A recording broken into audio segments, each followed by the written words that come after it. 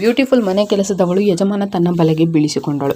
ಇವಳ ಹೆಸರು ಮೋಹಿನಿ. ಕೆಲಸ ಮಾಡಲು ಮನೆ ಹುಡುಕಲು ಶುರು ಮಾಡುತ್ತಾಳೆ. ಈ ಕಡೆ ಆರ್ಯನ್ ಫ್ಯಾಮಿಲಿಯಲ್ಲಿ ಅವನ ಹೆಂಡತಿ ಪಾಯಲ್ ಹಾಗೂ ಚಿಕ್ಕ ಮಗು ಸನ್ನಿ ಎನ್ನುವ ಇರುತ್ತದೆ. ಅಲ್ಲಿ ಪಾಯಲ್ ಸರ್ಕಾರಿ ಕೆಲಸ ಮಾಡುತ್ತಿದ್ದು ಆರ್ಯನ್ ಮನೆಯಲ್ಲಿಯೇ ಪೇಂಟಿಂಗ್ ವರ್ಕ್ ಮಾಡುತ್ತಿರುತ್ತಾನೆ. ಇವರಿಗೆ ಮನೆ ಕೆಲಸದವರು ಬೇಕಾಗಿರುತ್ತಾರೆ. ಅದೇ ಸಮಯಕ್ಕೆ ಮೋಹಿನಿ ಬರ್ತಾಳೆ. ಆರ್ಯನನ್ನು ನೋಡಿ ಸೂಪರ್ ಎನ್ನುತ್ತಾಳೆ. ನಾನು ಸೂಪರ್ ಹೌಸ್ ಮೇಡ್, ಏಜೆನ್ಸಿಯಿಂದ ಕೆಲಸ ಮಾಡಲು ಇಲ್ಲಿಗೆ ಬಂದಿದ್ದೇನೆ ಅಂತ ಹೇಳುತ್ತಾಳೆ. ನಂತರ ಪಾಯಲ್ ಅವಳನ್ನು ಒಳಗೆ ಕರೆದು ಮನೆ ಕೆಲಸ ತಿಳಿಸಿ ಆಫೀಸ್ಗೆ ಹೋಗುತ್ತಾಳೆ. ಅವಾಗ ಆರ್ಯನ್ ತನ್ನ ರೂಮ್ ಅವಳಿಗೆ ತೋರಿಸಿ ಕೆಲಸದ ಬಗ್ಗೆ ಹೇಳುತ್ತಾನೆ. ಅವಾಗ ಆ ರೂಮ್ ನೋಡಿ ಮೋಹಿನಿ ಈ ರೂಮ್ನಲ್ಲಿ ತುಂಬಾ ಮಜಾ ಬರುತ್ತದೆ ಅಂತ ಅನ್ನುತ್ತಾಳೆ. ನಂತರ ಆರ್ಯನ್ ಹೊರಗಡೆ ಪೇಂಟ್ ಮಾಡಲು ಹೋಗುತ್ತಾನೆ.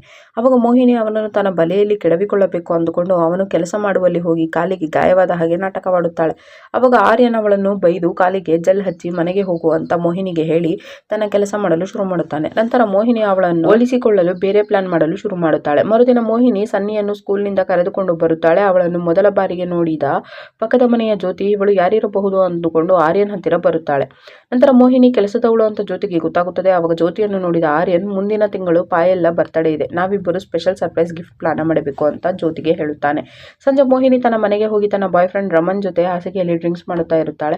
ಅವಾಗ ರಮನ್ ನೀನು ನನ್ನನ್ನು ಮದುವೆಯಾಗು ಅಂತ ಕೇಳುತ್ತಾನೆ. ಅವಾಗ ಮೋಹಿನಿ ನೀನು ನನ್ನ ಸಂಪಾದನೆಯಲ್ಲಿಯೇ ಕುಡಿದು ನನ್ನ ಹತ್ತಿರವೇ ಮಲಗುತ್ತೀಯ, ನನಗೆ ಗಂಡ ಬೇಕಾಗಿಲ್ಲ, ಹಣ ಬೇಕು, ನಿನ್ನ ಹತ್ತಿರ ಹಣವಿಲ್ಲ, ನನ್ನ ಆಸೆಗಳು ತುಂಬಾ ದೊಡ್ಡದಾಗಿವೆ ಅಂತ ರಮನ್ಗೆ ಹೇಳುತ್ತಾಳೆ. ಅವಾಗ ರಮನ್ ದೊಡ್ಡ ಮನೆ, ಕಾರ್ ಹಾಗೂ ಆಸ್ತಿ ಇರುವ ಹುಡುಗ ನಿನಗೆಲ್ಲಿ ಸಿಗಬೇಕು ಅಂತ ಕೇಳುತ್ತಾನೆ. ಅವಾಗ ಮೋಹಿನಿ ನನಗೆ ಆ ಹುಡುಗ ಸಿಕ್ಕಿದ್ದಾನೆ, ಆದರೆ ಅವನಿಗೆ ಮದುವೆಯಾಗಿದೆ, ಮೊದಲು ಅವನ ಹೆಂಡತಿಯನ್ನು ಅವನಿಂದ ದೂರ ಮಾಡಬೇಕು ಅಂತ ರಮನ್ಗೆ ಹೇಳುತ್ತಾಳೆ. ಮರುದಿನ ಜ್ಯೋತಿ ತನ್ನ ಗಾರ್ಡನ್ ನಲ್ಲಿ ಯೋಗ ಮಾಡುತ್ತಿರುತ್ತಾಳೆ. ಅದನ್ನು ನೋಡಿದ ಮೋಹಿನಿ ಅವಳ ಹತ್ತಿರ ಹೋಗಿ ನನಗೂ ಕೂಡ ಯೋಗ ಕಲಿಸಿ ಅಂತ ಕೇಳುತ್ತಾಳೆ. ಅವಾಗ ಜ್ಯೋತಿ ಮೋಹಿನಿಗೆ ಮ್ಯಾಟ್ ತರಲು ಹೇಳಿ ತನ್ನ ಮನೆಯೊಳಗೆ ಕಳಿಸುತ್ತಾಳೆ. ಆದರೆ ಮೋಹಿನಿ ಜ್ಯೋತಿಯ ಕಿವಿಯೋಲೆಯನ್ನು ಕದ್ದು ತೆಗೆದುಕೊಂಡು ಹೋಗುತ್ತಾಳೆ. ನಂತರ ಮೋಹಿನಿ ಆರ್ಯನ್ನ ಟೇಬಲ್ ಮೇಲೆ ಜ್ಯೋತಿಯ ಕಿವಿಯೋಲೆಯನ್ನು ಇಟ್ಟು ಇದು ಪಾಯಲ್ನ ಕೈಗೆ ಸಿಗುವಂತೆ ಮಾಡುತ್ತಾಳೆ. ಅದನ್ನು ಅಲ್ಲಿ ನೋಡಿ ಪಾಯಲ್ಗೆ ಆರ್ಯನ್ ಮೇಲೆ ಡೌಟ್ ಪಟ್ಟು ಅವನ ಹತ್ತಿರ ಹೋಗಿ ಜ್ಯೋತಿ ಮತ್ತೆ ಇಲ್ಲಿಗೆ ಬಂದಿದ್ದಾಳೆ, ಇದು ಹೇಗೆ ಬಂತು ಅಂತ ಕೇಳುತ್ತಾಳೆ. ಅವಾಗ ಆರ್ಯನ್ ನನಗೆ ಗೊತ್ತಿಲ್ಲ, ಅದನ್ನು ಮೋಹಿನಿಯ ಕೈಯಲ್ಲಿ ಕೊಟ್ಟು ಕಳಿಸು ಅಂತ ಹೇಳುತ್ತಾನೆ.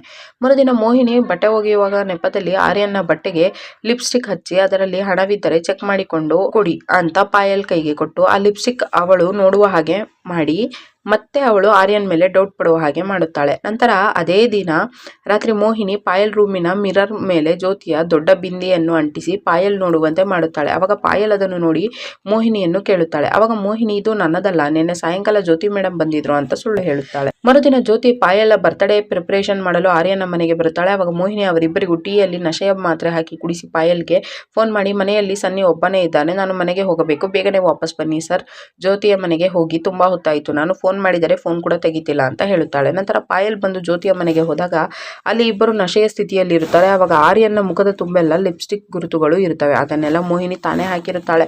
ಅವುಗಳನ್ನು ನೋಡಿ ಶಾಕ್ ಆದ ಪಾಯಲ್ ನಿಜವಾಗಿ ಅವರಿಬ್ಬರಿಗೂ ಸಂಬಂಧ ಇದೆ ಅಂದುಕೊಂಡು ಆರ್ಯನ್ ಜೊತೆ ಜಗಳ ಆಡಿ ಸನ್ನಿಯನ್ನು ಕರೆದುಕೊಂಡು ಮನೆ ಬಿಟ್ಟು ಹೋಗುತ್ತಾಳೆ. ಅದರಿಂದ ಅಪ್ಸೆಟ್ ಆದ ಆರ್ಯನ್ ಡ್ರಿಂಕ್ಸ್ ಮಾಡಲು ಶುರು ಮಾಡುತ್ತಾನೆ. ಅವಾಗ ಮೋಹಿನಿ ಅವನಿಗೆ ಮತ್ತಷ್ಟು ಡ್ರಿಂಕ್ಸ್ ಕುಡಿಸಿ ನಂತರ ಪಾಯಲ್ ಡ್ರೆಸ್ ಹಾಕಿಕೊಂಡು ಅವನ ಬೆಡ್ ಮೇಲೆ ಹೋಗುತ್ತಾಳೆ. ಅವಾಗ ಆರ್ಯನ್ ಮೋಹಿನಿಯಲ್ಲಿ ಪಾಯಲ್ನ ಕಾಣುತ್ತಾ ಅವಳ ಜೊತೆ ಸ್ವರ್ಗ ಸುಖ ಕಾಣುತ್ತಾನೆ.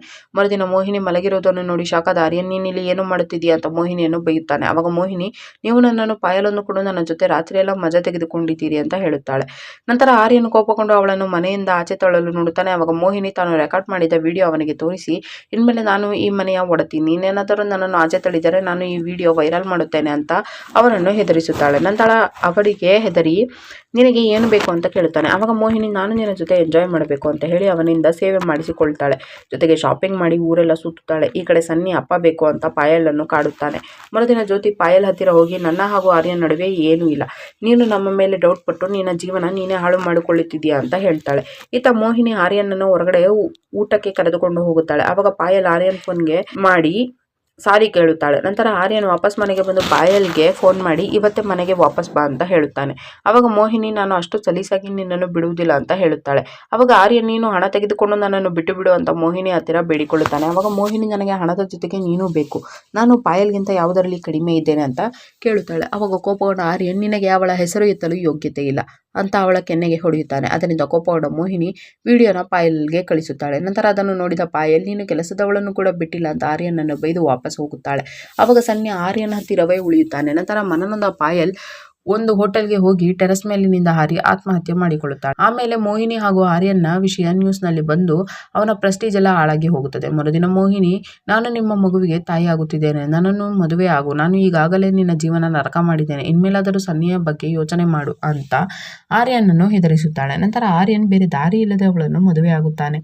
ಅವಾಗ ಆರ್ಯನ್ ತನ್ನ ಎಲ್ಲ ಆಸ್ತಿಯನ್ನು ಸನ್ನಿಯ ಹೆಸರಿಗೆ ಮಾಡಿ ಸನ್ನಿಯ ಜೊತೆ ಎಲ್ಲಾ ಡಾಕ್ಯುಮೆಂಟ್ಸ್ ಗಳನ್ನು ಅತ್ತೆ ಮಾವನಿಗೆ ಒಪ್ಪಿಸುತ್ತಾನೆ. ಅವಾಗ ಮೋಹಿನಿ ಆರ್ಯನನ್ನು ಮನೆಯೊಳಗೆ ಎಳೆದು ತಂದು ನನಗೆ ನಿನ್ನನ್ನಲ್ಲ ನಿನ್ನ ಆಸ್ತಿ ಬೇಕು ಅಂತ ಹೇಳುತ್ತಾನೆ. ಅವಾಗ ಆರ್ಯನ್, ಈಗ ನೀನು ನನ್ನ ಹೆಂಡತಿ, ಇನ್ಮೇಲೆ ನಾವಿಬ್ಬರು ಸೇರಿ ಮತ್ತೆ ಆಸ್ತಿ ಗಳಿಸೋಣ, ಈಗ ನಿನ್ನ ಮನೆಗೆ ಹೋಗೋಣ ಬಾ ಅಂತ ಹೇಳುತ್ತಾನೆ. ಅವಾಗ ಮೋಹಿನಿ ನನಗೆ ಈ ಮದುವೆ ಬೇಡ ಅಂತ ಹೇಳುತ್ತಾಳೆ.